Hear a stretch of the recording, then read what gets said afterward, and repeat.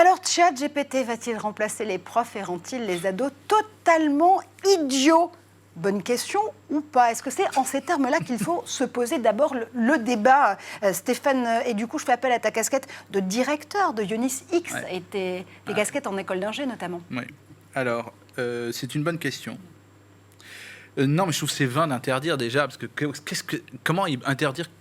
Qu'est-ce qu'on peut interdire? Les gens, ils font ce qu'ils veulent. Alors après, il y a des logiciels anti-plagiat qu'on a tous plus ou moins déjà installés. Nous, on a ça installé chez... Mais qui arrive à détecter du Alors, ChatGPT? en fait, ça va être très simple. En fait, c'est une petite technique. En fait, nous, quand on fait travailler les étudiants, on a un outil. Il y en a plein. On utilise un outil français qui est développé en Isère, je crois, de mémoire. Et on fait uploader les documents sur un serveur et on voit et on donne un taux d'acceptation de plagiat de 20-25%, pas plus. Parce qu'on peut comprendre qu'il y a des citations et des choses comme ça qui soient faites, donc on les met. Et donc, jusqu'à présent, ça fonctionnait. L'élève était bien au courant qu'il uploadait sur une machine et qu'il allait être contrôlé.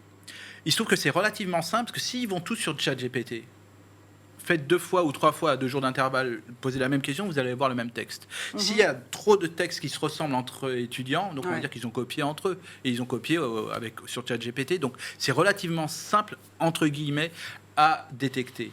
Le seul truc qui est un petit peu ennuyeux, moi qui mets ça, c'est que, je sais pas, on a tous été en bibliothèque pour travailler, quoi. Et on cherchait des bouquins, et on faisait des photocopies ou des photos quand on peut aujourd'hui, en bibliothèque. Et on avait la chance de trouver ou pas trouver les choses. Comme sur Google.